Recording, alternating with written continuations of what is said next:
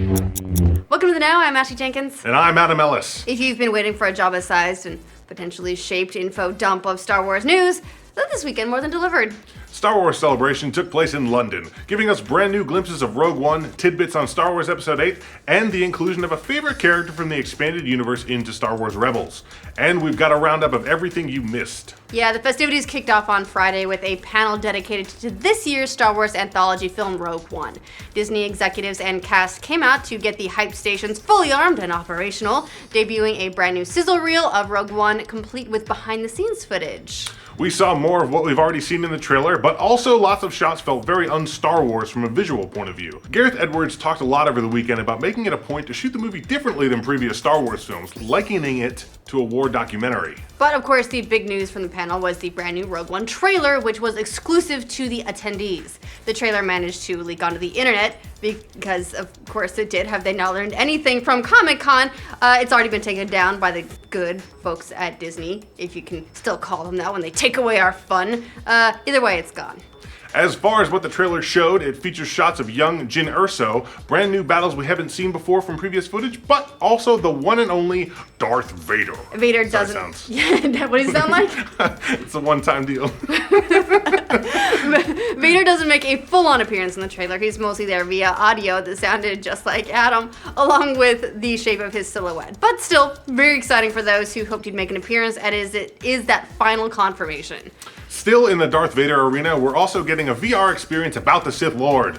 It's been billed as a cinematic story experience about Darth Vader's past. The script was written by Man of Steel and Batman Begins writer David S. Goyer, who also wrote Call of Duty Black Ops. Not a lot of details there, but Disney confirmed it'll be a canonical story that builds out more of Darth Vader's past, which is good since we lost so much of that canon. We learned a host of other news about Rogue One over the weekend as well, including the fact that the film won't include an opening crawl like other Star Wars films. What the fuck? Right? That's crazy. That's like, I get it, because it's not part of the trilogy of trilogies, and it's its standalone thing, but still, that's gonna feel real weird to see. Fuck, man. Apparently, this is a big studio debate where the filmmakers couldn't figure out if it should or shouldn't include the crawl, but now it seems like it definitely won't, to help it separate it from the other films. I mean, to be fair, if they wanted to feel like a war documentary, I don't know a lot of those that start with crawls.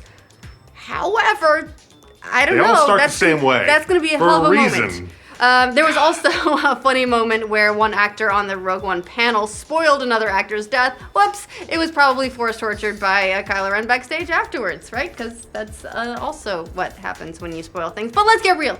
They probably all die. Plus, we got some details about a new planet shown in the Rogue One trailers, Jedha, a sort of spiritual mecca for the Jedi. Speaking of the Jedi, let's move on to Episode 8. The biggest news we heard about the new film is that Episode 8 does, in fact, pick up exactly where Episode 7 left off, which has been a popular fan theory, which would be a first for a proper Star Wars film as well, since they usually skip chunks of time in between. So we'll see the end of that now iconic staring contest between Luke and Rey, and the aftermath that follows it.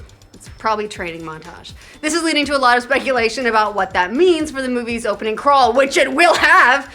This will be a follow-up scene. Will it serve as a cold open for the movie? And then we jump ahead? Will a crawl just catch us up on the events that are going to go on as a result of the very last things we saw in Episode 7? How is it going to work? So many questions! But one is answered. Gonna have a crawl. Other details we learned about Episode 8 include that it's a much deeper zoom in on all the characters, according to director and writer Rian Johnson. Johnson says we will be getting to the heart of them, challenging them, and pushing them deeper.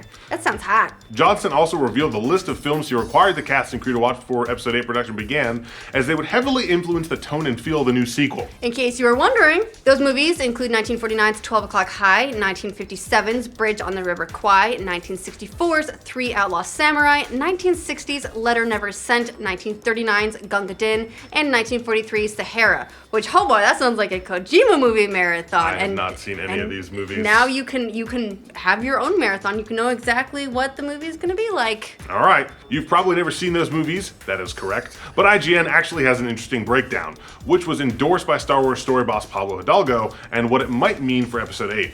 The movies are about leadership, redemption through betrayal, and the blurring between good and evil. So sounds like pretty decent fodder for a nice, dark sequel. It's the Empire Strikes Back of the trilogy, right? Moving on from episode 8, we also got just a little bit of news from the EA/Visual Star Wars game, which is being helmed by creative director Amy Hennig, formerly of Uncharted. Hennig spoke at a panel at the celebration over the weekend, providing some comments about what we can expect from the new game. And surprise, surprise, it kind of sounds a lot like Uncharted. Hennig said, there's a sort of swashbuckling charm to the thing. There's humor and buoyancy, but at the same time, there's stakes and jeopardy. And it stars someone named Drake. It's really weird. According to Hennig, the goal of the new game is to make players feel like they've experienced a Star Wars film. As such, they deconstructed what makes all Star Wars movies work and have recreated the same structure with an emphasis on gameplay. Because of that, the game will feature an ensemble cast trying to fight against overwhelming odds with the same story beats you'd find in a pulp adventure. Since this is a brand new era and story in the Star Wars universe, they're also working closely with Lucasfilm on new characters, tech, locations, and aliens. Speaking of characters, one of the biggest pieces of news we got from Star Wars Celebration wasn't a brand new character, but an old one, thanks to the reveal that Admiral Thrawn will be making an appearance in Season 3 of Star Wars Rebels. I feel like we need like a pop or something. That's amazing. So EU is kind of coming back a little bit, pieces of it here and there.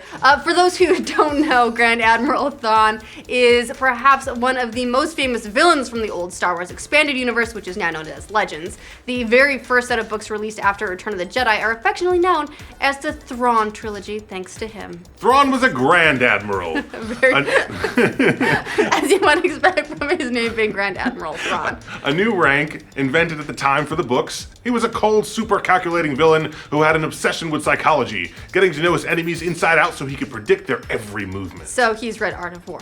He caused a lot of hell for our favorite heroes and nearly brought the Empire back to power. Granted, all of that's gone now, but it looks like Disney is resurrecting the character at the very least and dropping him right into the middle of the Rebels timeline. So Legends fans gotta be pretty super excited about that, right? Also operating in some of that same time frame would be a young Han Solo. Filmmakers officially introduced Alden Ehrenreich as our favorite galactic scoundrel, confirming what everybody has already known for months now. I don't know, I kind of wanted it to be that kid from Kingsman, but that's fine. We didn't get too much in the way of new information about the Han Solo movie, but we did hear that Empire Strikes Back and Force Awakens writer Lawrence Kasdan fought extremely hard for Phil Lord and Chris Miller to write and direct the project. Kasdan absolutely believes that they just get that character. Let's be honest, they get everything they touch. Which is probably a good sign if you love the things that guy's written. Which we do. As for when the movie will be out, they're hoping for 2018 with full production to get underway next year. So that covers just about everything you missed from the huge Star Wars Celebration event in London this weekend. What are you most excited about? Let us know in the comments. For all your future Star Wars updates, like this video and subscribe to The Know. I feel so tall. Like way from I'm like this is what it's like to be a tall person all the time, just like looking down upon your world. It's awesome.